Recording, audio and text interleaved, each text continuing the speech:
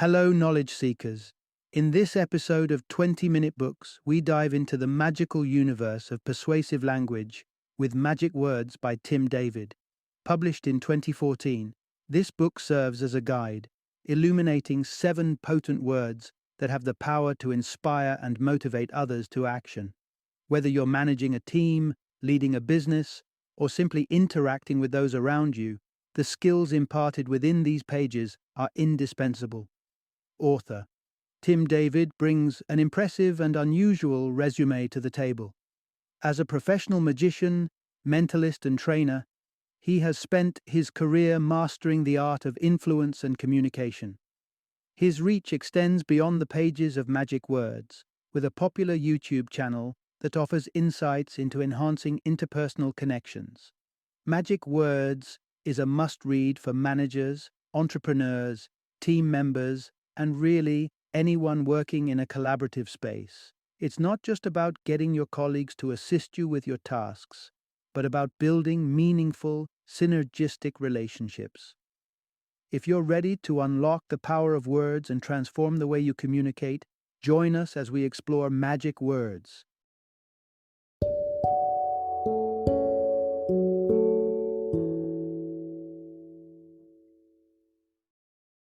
Magic Words: The Science and Secrets Behind 7 Words That Motivate, Engage, and Influence. Introduction: Unlocking the Power of Words. Nudge your life in the right direction. What springs to your mind when you hear the term magic words? You're probably reminiscing about famous enchantments like abracadabra or the ones commonly heard in the wizarding world of Harry Potter. However, our journey today veers away from the realm of fantasy and dives right into the magic residing in our everyday speech. Did you know that some words and phrases wield the power to make specific results more probable? Sounds unbelievable, but it's strikingly true. For instance, merely replacing the word like with recommend elevates the chances of an individual adopting your suggestion by a whopping 34%. Now, isn't that a stunning demonstration of verbal wizardry at play? This narrative will guide you through a fascinating exploration of language's hidden power. We'll delve into how smart word choices can help us persuade more effectively, mitigate conflicts, and climb the ladder of success. Whether you're trying to persuade someone at work or navigating your domestic life, every word you utter has a spell of its own. What's more, we're not just scratching the surface here. So buckle up and let's embark on this intriguing quest of discovering the true magic in our words. Part 1. Invoke a sense of identity. Harness the power hidden in our language. Language is all-pervasive in our daily life, with each of us tossing out roughly 16,000 words a day. Still, seldom do we reflect on our choice of words and their impact. Interestingly, the words we select to communicate are more powerful than we realize. A 2014 research study offers a compelling demonstration of this fact. The goal of the study? Unearthing the most effective way of getting children to tidy up. Here's how it went. A group of children aged 4 to 5 were initially allowed to indulge in play. Following this, while they were engrossed in another activity, they were requested to clean up the mess. One group was asked if they could help clean up the toys, whereas the other group was encouraged to be helpers in the cleanup task. Now, who do you think was more inclined to clean up? Surprisingly, the group that was motivated to be helpers. This takes us to our first magical phrase: the power of words that trigger a sense of identity. One way of achieving this is by using nouns instead of verbs, as seen in the study. Nouns introduce category labels. For instance, Lisa is a runner creates a sense of permanence compared to Rebecca runs. In Lisa's case, running seems like a crucial facet of her identity, whereas Rebecca is portrayed as someone who goes for occasional jogs. This nuance explains why deploying nouns can spur people into doing something positive. Children might not be motivated to help in the moment, but being perceived as a helper certainly appeals to them. In 2008, political strategists utilized this tactic to boost voter turnout. Rather than urging people to vote, they spoke about being a voter. The result: voter participation surged by 15%. Another technique to ignite a sense of identity is by using don't in place of can't. For instance, while dieting, we often say, I can't eat chocolate cake right now because I am trying to be healthy. This subtly implies a craving for the cake that is held back by some external force, making it challenging to resist. So, the next time you aim to alter a habit, embrace the power of don't. I don't eat chocolate cake. The word don't bolsters our sense of identity, empowering us and reinforcing the belief that we aren't striving to be healthy. We are healthy. Part 2. Channel confidence through language. Win over your audience. Let's think about Donald Trump, regardless of your personal opinion about him. It's hard to dispute that he knows how to command an audience's attention. His simple and repetitive speaking style somehow manages to persuade a significant number of people. What's his secret? One crucial aspect is the confidence radiated in his speech. The level of confidence you project can drastically sway your audience towards or against your viewpoint. So, how do our words shape the confidence we emanate? You might consider emulating Trump's approach. Feign absolute conviction in your viewpoint. Employ definitive words such as definitely, obviously, and clearly. In casual conversations, we tend to use a lot of hedge phrases like I think, perhaps, or sort of. These hedge words signal that we are sharing our personal opinion and might not be entirely certain about it. But herein lies the problem. Hedge words indicate a lack of confidence. On the contrary, definitive words convey clarity and firmness, and naturally, people are more attracted to points that seem indisputable. However, be cautious. Excessive assertiveness can sometimes backfire. When individuals face facts that contradict their beliefs, they often shut down and turn a deaf ear, a sort of anti-persuasion shield. So, when interacting with someone harboring a vastly different viewpoint, expressing slight doubt about your stand can actually stir up their sympathy towards your perspective. Nonetheless, when addressing an undecided audience, confidence is the trump card. Another effective strategy to project confidence is eliminating filler words such as and Speakers frequently resorting to such fillers are often perceived as less influential and low status. Simply pause a tad longer before you speak to reduce the necessity of fillers. Lastly, embrace the power of the present tense. When the author and his colleagues examined millions of product reviews, they found that the ones in the present tense were deemed more helpful compared to those in the past tense. Saying a book is an excellent read implies its ongoing value. However, stating that it was a great read suggests that it may have only been true at a specific moment. So, stick to the present tense. It's more persuasive. Part 3. The Art of Inquiry. Harness the power of effective questioning. We've all heard the adage, there are no silly questions. Well, there's good news. That's likely true. But it's also undeniable that the quality of a question can vary based on the circumstances. Stanford researchers scrutinized thousands of first dates to identify the elements that fostered a positive first impression. Beyond obvious aspects like appearance, the choice of words significantly impacted perceptions. Interestingly, the more questions a person asked, the better the first impression they crafted. Those who posed numerous follow-up questions were rated the highest. This is probably because thoughtful follow-up questions suggest that one is not only listening, but also genuinely interested in the other's responses. So, the key to piquing interest in us is by showcasing interest in others. The role of questioning as a social adhesive is so potent that relationship researchers, Arthur and Elaine Aron, crafted a 36-item questionnaire that fosters a sense of connection between any two individuals. This 45-minute exercise begins with casual questions like, do you want to be famous? And gradually delves into deeper queries like, if you passed away right now, is there something you would regret not having told someone? This questionnaire has helped countless strangers forge fast friendships. Contrary to popular belief, seeking advice is often seen positively. In fact, research suggests that when someone asks for advice related to a task, they are seen as more competent rather than less competent. Questions can also serve as a handy tool for deflection, a tactic politicians are experts at. But this strategy isn't exclusive to politics. It can prove useful in daily life, too. Seeking information is generally viewed positively. So if you're faced with an uncomfortable question, responding with your own question can help you steer clear of divulging information you'd rather keep private.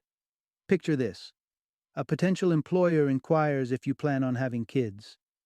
Deflect by countering with a question of your own like, "Do you have any kids?" This tactic can help you avert the need to answer this intrusive query. On the other hand, master the art of asking questions to prompt people into revealing information they might otherwise withhold. One study discovered that people were significantly more willing to reveal negative details when directly questioned about them. Suppose you're buying a used laptop online. Asking, "What issues does the laptop have?" instead of, "Is there anything I should know about the laptop?" makes the seller approximately 50% more likely to honestly disclose any existing problems with the laptop. A carefully crafted question can unlock the truth, making all the difference. Part 4. Master the balance, knowing when to be specific and when to be vague. Questions act as clear indicators that we are actively listening, which in turn makes people like us and listen more closely to what we have to say. But there's another powerful tool in our communication arsenal: employing concrete language. Being concrete can transform interactions. Compare a store attendant saying, "I'll go look for that," to, "I'll fetch those green sneakers you were asking for." The core action remains the same, but the latter version makes the customer feel significantly more attended to. To explore the impact of linguistic concreteness, the author and his colleague examined hundreds of customer service calls at a major online retailer. The results were revealing. The more concrete language the customer service representatives used, the higher the customer satisfaction. But that's not all. These customers also spent around 30% more at the retailer in the subsequent weeks. Utilizing concrete language makes people feel that you're both attentive and understanding, and this in turn makes them more receptive and understanding of your viewpoints. However, a common pitfall is that as our knowledge on a subject deepens, our thought process around it becomes more abstract. This can be confusing for people without the same level of knowledge. Hence, it's crucial to take a step back from our expertise and simplify complex concepts for others who might have no previous understanding of the subject. For example, phrases laden with jargon, like identifying a value proposition, can be boiled down to simpler ones like making a case for why people should buy the product. Resorting to simple, concrete language rather than broad, abstract concepts makes us more understandable. Yet, sometimes being abstract can be beneficial.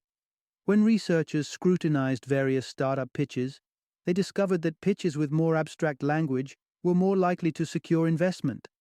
Abstract language fueled the perception that the startup had a higher growth potential. Let's consider Uber. If it had described itself as merely a ride-hailing app, as opposed to a transportation solution, it might not have appeared as impactful. While the former sounds handy, the latter suggests the potential for a broader influence. Hence, when trying to persuade someone about the potential of an idea, go with abstract language. It's all about knowing when to be detailed and when to be vague, and striking the right balance for maximum impact. Part 5. Tug the heartstrings, the strength of emotional expression. Picture two restaurants you know nothing about. Restaurant A's review says, "The food was scrumptious and the ambience pulsating." Restaurant B's review reads, "The cuisine was skillfully cooked and the atmosphere finely structured." Which one would you prefer? Most probably the former one.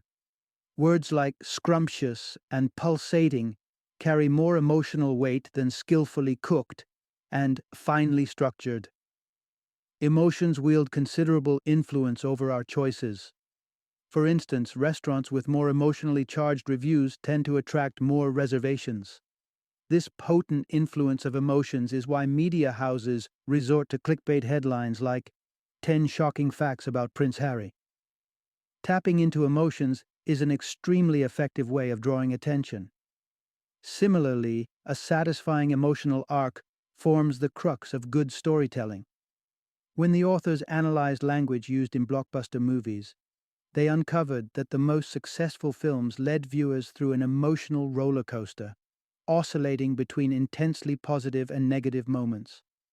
Consider this: a narrative about a successful entrepreneur becoming even more successful is hardly interesting, but a story about an unemployed veteran metamorphosing into a successful entrepreneur has more appeal. However, people would be engrossed in a tale where an unemployed veteran embarks on his entrepreneurial journey, experiences a bitter failure, dusts himself off, tries again, and eventually emerges triumphant. The troughs make the peaks seem exhilarating. The more dramatic the emotional highs and lows, the more captivating the narrative. This principle holds for movies, books, speeches, and even online articles. However, not all emotions are equal. People are 30% more likely to finish an online article that evokes anxiety rather than sadness. Generally, emotions intertwined with a sense of uncertainty, like anxiety, surprise, or hope, keep people riveted. However, the appeal of emotions has its limits. A study of Amazon reviews revealed that emotional language is more effective for lifestyle products like music, movies, and books. But for utilitarian items like razors, tools, or appliances, emotional language can backfire, with such reviews seen as less helpful. So, while your new dishwasher might bring tears of joy to your eyes, it's best to curb the sentimentality in your review if you want others to find it useful. But when it comes to crafting a compelling story, harnessing an array of emotional expressions can work wonders. Part 6: Conform or Deviate. The Linguistic Dilemma. Language is more than just a means of communication. It evolves and adapts with time, just as societies and communities change and grow. A research study at Stanford used the linguistic behavior of a beer rating website's users as a microcosm to observe this evolution. It revealed that the online language used by these beer connoisseurs altered over time. For instance, they increasingly employed fruit-related terms like citrusy, despite the beers themselves not having changed. The study also discovered another interesting fact. New users who swiftly assimilated the site's unique linguistic norms seemed to remain active users for a longer duration. As it turns out, linguistic conformity plays a vital role in forging a sense of community. Individuals who employ language similar to their group, using the same phrases and expressions, tend to have stronger group ties. This idea extends even to professional environments. In a study analyzing email communications among employees of a mid-sized company, researchers found that employees whose linguistic style mirrored that of their colleagues had 3 times the likelihood of promotion. Conversely, employees whose language differed noticeably from the norm were 4 times more likely to lose their jobs. Other research has tied linguistic similarity to successes ranging from enjoyable dates to triumphant negotiations. However, blending in isn't always the winning ticket. In the music industry, for example, a distinctive language and style can be advantageous. Consider the phenomenal success of Lil Nas X's Old Town Road. This catchy song artfully blends elements of country and hip-hop music, marrying cowboy hats with Porsches. In creative spheres, products or performances that stand out due to their distinctiveness tend to be more memorable and gain more popularity. So, if your work thrives on creativity, innovation, and novelty, adopting a language that sets you apart from the crowd could prove beneficial. Final summary: effective word selection has the power to encourage actions, alter perspectives, or even garner support for your concept. We've delved into 6 linguistic tactics in this summary. Firstly, deploy words that kindle a sense of identity. Use nouns over verbs. Secondly, Exude confidence in your speech by eliminating hedges and filler words. Thirdly, pose insightful questions. No one will criticize you for curiosity. Fourthly, recognize when specificity can indicate attentive listening and when generality can effectively sell a grand vision. Fifthly, employ emotionally charged language to grasp people's attention. And finally, know when to blend into the linguistic landscape and when to stand out. These simple yet powerful linguistic tips can surprise you with what they can accomplish.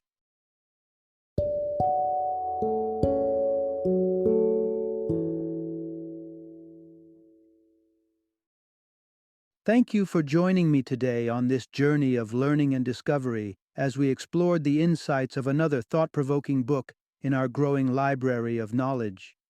If you've enjoyed our time together, please take a moment to follow our podcast, give us a 5-star rating, and share 20-minute books with other knowledge seekers. Your support truly means a lot. Don't forget to join me again in the next episode, where we will delve into another enriching book. Until then, happy reading and happy listening.